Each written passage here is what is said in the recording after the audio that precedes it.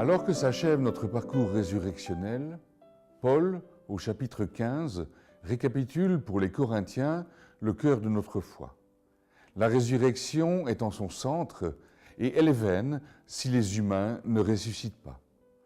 Nous ne croyons pas seulement en la grandeur de l'amour ou en l'idéal de la fraternité entre tous. Notre foi n'est en aucun cas centrée sur la vie en ce monde. Vivre d'une vie bonne, fraternelle et aimante n'est pas le propre des croyants.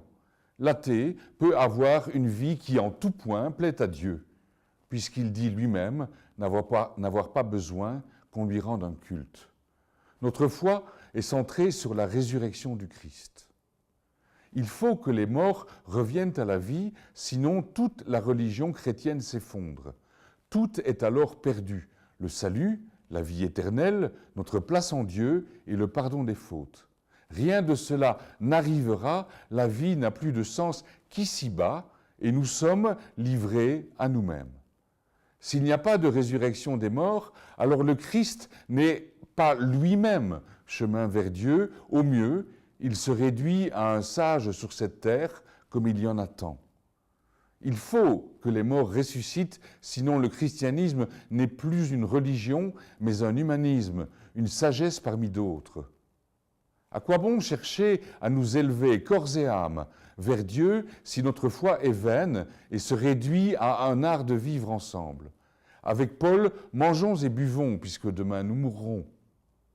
C'est la résurrection des corps qui donne toute sa consistance à notre foi. C'est parce que nous croyons les récits de ceux qui ont raconté avoir vu. Le verbe grec du texte grec implique l'œil, avoir vu de leurs yeux vus le Christ revenir d'entre les morts, l'avoir touché, avoir mangé avec lui vivant. Les récits d'apparition du ressuscité prennent grand soin à nous montrer qu'il n'est pas un fantôme, une illusion, un jeu de l'esprit. De nos jours, sans doute, y en a-t-il encore parmi nos communautés, comme jadis à Corinthe, qui peinent avec la foi en la résurrection des corps, qui ne verraient peut-être même aucun inconvénient à la nier? Qu'est-ce que ça change qu'au-delà de la mort, nous conservions vivant un corps semblable? S'il n'y a pas de résurrection des corps, alors nous ne passons jamais pleinement de la mort à la vie.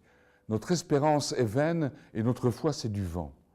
La résurrection des corps, c'est le bout du bout de l'espérance, le signe que Dieu peut effectivement tout réconcilier.